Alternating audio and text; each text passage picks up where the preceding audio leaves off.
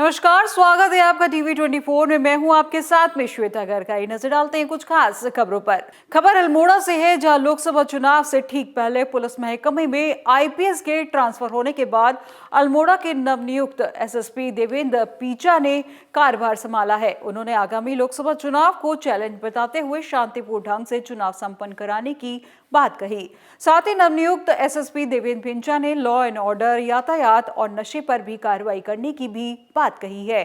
उसमें ऑफिसर उसमें हुआ था मेरा सिलेक्शन, और आईपीएस में मेरा 2016 बैच है। जो प्रदीप राय साहब मुझसे पहले रहे थे, हम दोनों एक साथ के हैं। हम दोनों आईपीएस में, जीपीएस में भी हम लोग सब साथ के ही हैं। तो बाकी मेरी पोस्टिंग एज ए सीओ मेरी पोस्टिंग रही है। जो पहली पोस्टिंग नैनीताल, फिर रामनगर, हल्द्वानी सीओ, फिर सीओ कोटद्वार, सीओ काशीपुर और सीओ रुद्रपुर, 6 सीओ की लगातार मेरी पोस्टिंग रही। वहीं मेरा प्रमोशन हुआ, तो मैं डिप्टी कमांडेंट 46 बटालियन काशीपुर से गया सीआईडी, फिर एसपी काशीपुर करीब 1 साल था, फिर करीब 4.5 साल मैं एसपी रुद्रपुर भी रहा, एडिशनल एसपी उधम सिंह नगर, करीब 4 साल 2 महीने करीब रहा मैं वहां पर। वहां से मैं SP crime and traffic Nainital आया, 6-7 महीने। वहां से मेरा आईपीएस में प्रमोशन हो गया, तो मैं 15 दिन के लिए बागेश्वर में था, और वहां से टेम्परेरी था बागेश्वर में 15 दिन के लिए। उसके बाद मैं करीब 2 साल 4 महीना भी मैं एसपी चंपावत रहा। फिर मेरा यहाँ 2nd डिस्ट्रिक्ट या 3rd डिस्ट्रिक्ट भी कह सकते हैं, मैं यहाँ आया हूँ। अब खबर सुल्तानपुर से है, जहां पुरानी पेंशन बहाली संयुक्त मंच के आह्वान पर नॉर्दर्न रेलवे मेंस यूनियन के स्थानीय शाखा के बैनर तले रेल कर्मियों ने 4 दिवसीय भूख हड़ताल शुरू कर दी है। रेलवे स्टेशन परिसर में आयोजित सभा में यूनियन के पदाधिकारियों ने सरकार को खुली चेतावनी देते हुए कर्मचारी नेताओं ने कहा कि आज से शुरू हुई क्रमिक भूख हड़ताल 11 जनवरी तक चलेगी। 15 जनवरी के बाद दिल्ली में होने वाली बैठक में आम हड़ताल का फैसला लिया जाएगा। इस सभा में अमृतलाल, केशव गुप्ता, टीएन शुक्ला, अनिल श्रीवास्तव समेत सैकड़ों रेलकर्मी मौजूद रहे। 4 दिवसीय भूख हड़ताल पर अपनी मांगों को मनवाने के लिए बैठे हैं। यह जिले ही नहीं, पूरे प्रदेश का कार्यक्रम चल रहा है इस समय, और एक ही मांग है कि हमारी पुरानी पेंशन बहाल हो और नई पेंशन वापस लें। कारण यह है कि मंत्री नेता अपनी पुरानी पेंशन ले रहे हैं, जबकि उनको पेंशन नहीं चाहिए, कोई विधान नहीं है, लेकिन वो पेंशन ले रहे हैं, जबकि हमको विधान है, हमको हर तरह से राइट है, फिर भी हमारी वो पेंशन बंद कर दिए हैं। इसीलिए हम लोग हड़ताल पे बैठे हैं। ये अंतिम भूख हड़ताल चल रही है, और इसके बाद चेतावनी जारी होगी, जैसा अभी हमारे शाखा महामंत्री जी ने कहा। इसके बाद सिर्फ एक कार्य होगा, चक्का जाम होगा, और हम इस देश की जो भी गतिविधियाँ चल रही हैं सरकार की, उसको बंद करने का काम करेंगे। Joint forum for restoration of old pension scheme यानी संयुक्त बहाली मंच के आह्वान पर आज हम लोग भूख हड़ताल के लिए जो है 4 दिन के भूख हड़ताल के लिए प्रथम दिन यहाँ पर बैठे हुए हैं। हम लोगों का उद्देश्य सरकार को यह चेतावनी देना है कि सरकार पुरानी पेंशन स्कीम को बहाल करे, अन्यथा 15 जनवरी को दिल्ली में होने वाली मीटिंग में पूर्ण हड़ताल का फैसला किया जाएगा। आज के इस धरने प्रदर्शन में, इस भूख हड़ताल में हमारे साथ राज्य कर्मचारी संयुक्त परिषद, केंद्र के सभी कर्मचारी, राज्य के सभी कर्मचारी, चूँकि इन लोगों का कार्यक्रम आज मंडल मुख्यालयों पर है, सारे लोग शामिल हैं, और सभी की तरफ से ये संयुक्त चेतावनी है कि सरकार जो है कर्मचारियों के बुढ़ापे की लाठी पुरानी पेंशन को बहाल करे, क्योंकि नई पेंशन स्कीम में वो कोई पेंशन स्कीम है ही नहीं है। ठाणे के कल्याण में पत्नी और बेटे की हत्या करने वाला निर्दयी पिता दीपक गायकवाड़ न्यायिक हिरासत में है, लेकिन अब उसके नए कारनामे सामने आ रहे हैं। बताया जा रहा है कि वे अब तक 700 लोगों को ज्यादा ब्याज देने का लालच देकर 39 करोड़ रुपए का चूना लगा चुका है।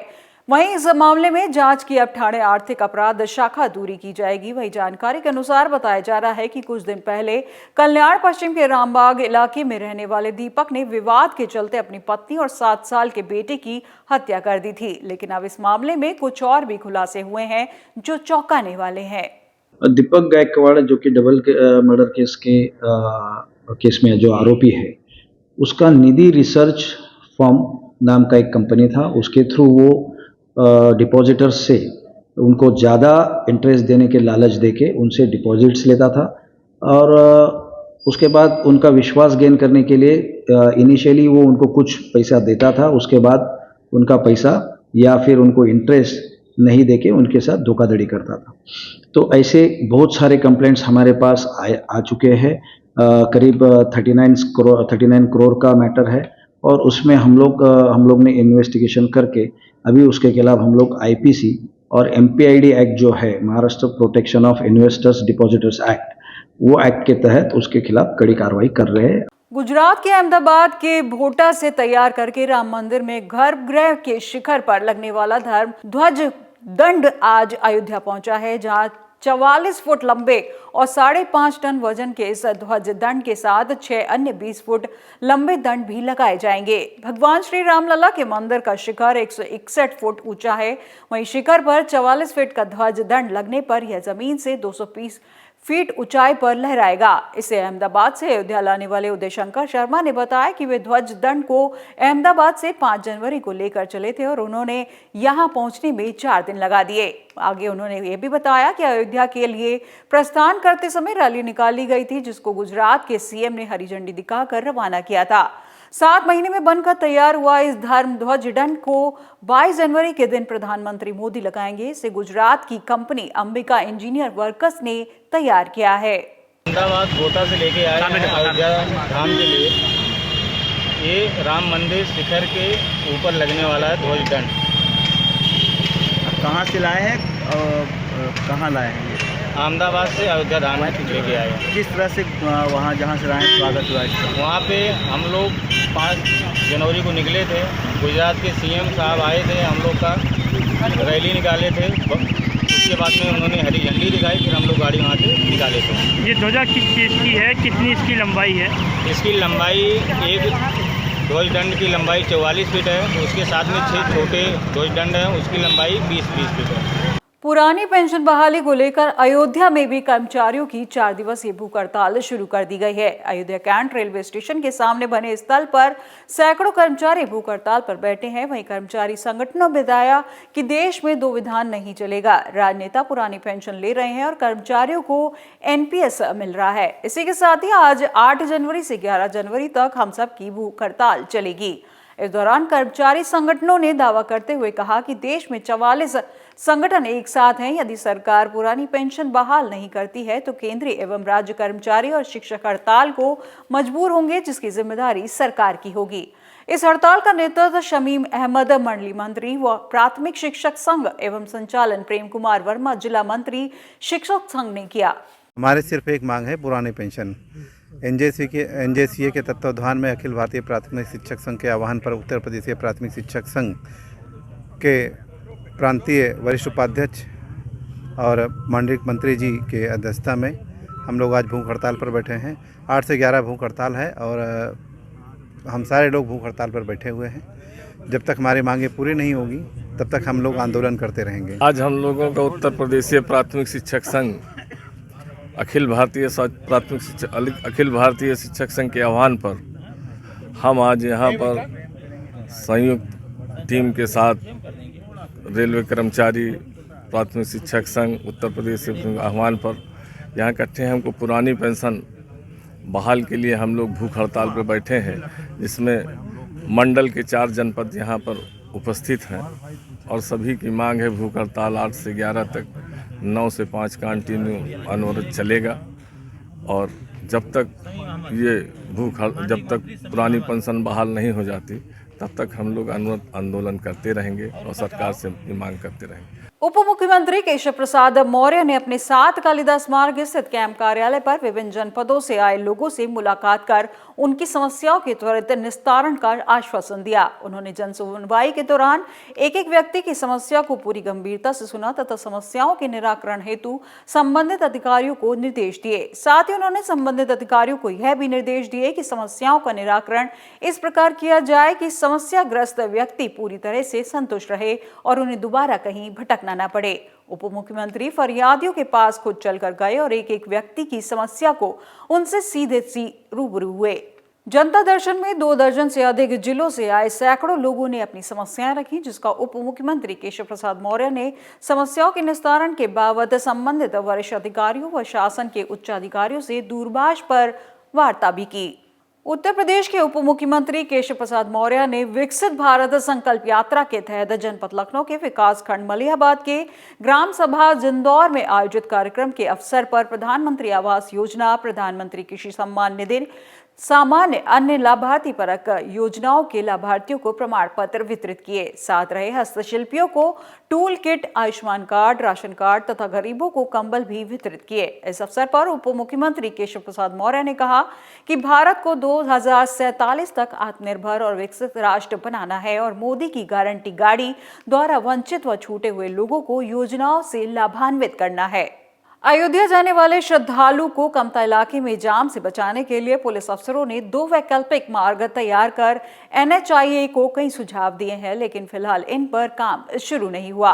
NHIA के काम नहीं करने पर पुलिस ने अब प्लान B तैयार कर श्रद्धालु को कमता, चिन्हट और मटियारी में अतिरिक्त पुलिस बल व PSC तैनात कर मैनुअली ट्रैफिक निकालने की योजना बनाई, जिसको लेकर पुलिस कमिश्नर ने कई अफसरों के साथ अयोध्या हाईवे समेत वैकल्पिक मार्गों का जायजा लिया।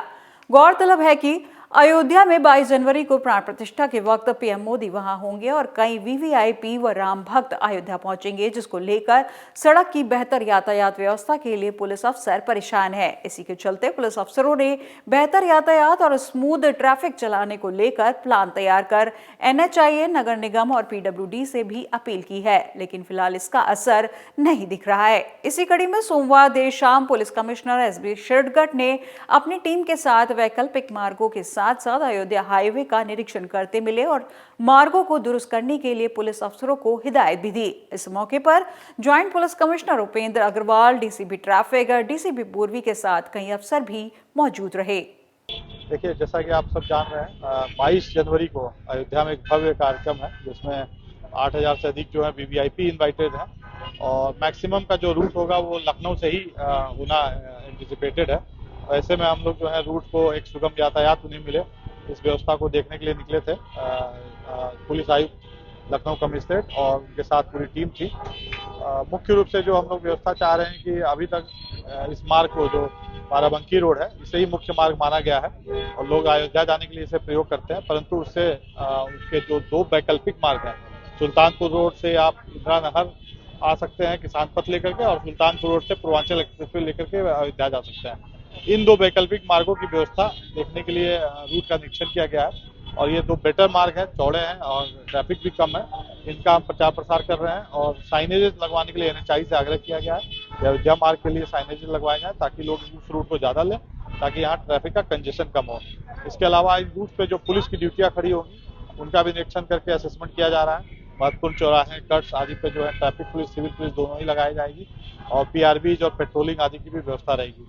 इन सब का भी जो है अरेंजमेंट हम करेंगे। औरैया पुलिस अधीक्षक चारू निगम के पर्यवेक्षण में एरवा कटरा में चोरी की घटना का खुलासा करते हुए 6 अभियुक्तों को माल सहित दबोच लिया गया है। पुलिस अधीक्षक ने कैंप कार्यालय में घटना का खुलासा करते हुए बताया कि बीती 30 दिसंबर को हरिचंदापुर निवासी योगेश यादव ने तहरीर दी थी कि रात्रि में उनका ट्रैक्टर घर से चोरी हो गया है। इस संबंध में मुकदमा दर्ज कर SP के निर्देश पर गठित टीमों द्वारा कार्रवाई करते हुए चेकिंग अभियान चलाया गया और घेराबंदी कर 6 लोगों को गिरफ्तार किया गया है। गिरफ्तार किए गए अभियुक्तों के कब्जे से 1 ट्रैक्टर, घटना में प्रयुक्त कार, 3 तमंचा, 315 बोर व 3 जिंदा कारतूस, 315 बोर बरामद किए गए हैं।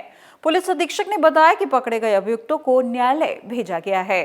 30/12/2023 को वादी योगेश यादव पुत्र राम नरेश यादव हरचंदापुर थाना एरवा कटरा ने थाने पर एक सूचना दी थी कि उनका ट्रैक्टर रात को चोरी हो गया है, जिसपे 292/23 धारा 379 भादवी में अभियुक्त पंजीकृत करके टीम्स लगाई गई थी। इसमें इलेक्ट्रॉनिक एविडेंस सर्विलांस टीम के द्वारा और थानाध्यक्ष के द्वारा मुखबिर बामूर किए गए थे और लगातार अभियुक्तों की तलाश की जा रही थी। इसमें अभियुक्तों को चिन्हित किया गया। चिन्हित करने के बाद इन पे जो मुखबिरों की सूचना प्राप्त हुई तो कल आज 7/8 की रात में 2:25 पर 8/1/2024 को 2:25 पर मन्ना खोला पुल एरवा कटरा के पास एक जंगल में ये जो चोरी किया गया ट्रैक्टर है, इसका रंग थोड़ा सा चेंज करके और इसका engine number, chassis number change करके लोग फाइनली इसको लेकर जा रहे थे। 6 अभियुक्तों को अरेस्ट किया गया। मुख्यमंत्री योगी आदित्यनाथ स्थानीय उत्पादों को अंतर्राष्ट्रीय पहचान दिलाने की लगातार प्रयास कर रहा है, जिसका असर अब दिखने लगा है। इसी के चलते तिरुपति के लड्डू प्रसाद की तरह अयोध्या के हनुमानगढ़ी के लड्डू को भी जल्द ही जीआई टैग मिलने की संभावना है। जीआई टैग के लिए चेन्नई स्थित जियोग्राफिकल इंडिकेशन कार्यालय में प्रस्ताव भेजा गया है, जहां इसे सोमवार देर शाम स्वीकार किया गया है। वहीं इस खबर से हनुमानगढ़ी के हलवाई समाज में भी हर्ष का माहौल बना हुआ है। खबरों में फिलहाल बस इतना ही और देश दुनिया की तमाम जानकारी के लिए देखते रहिए TV24। नमस्कार।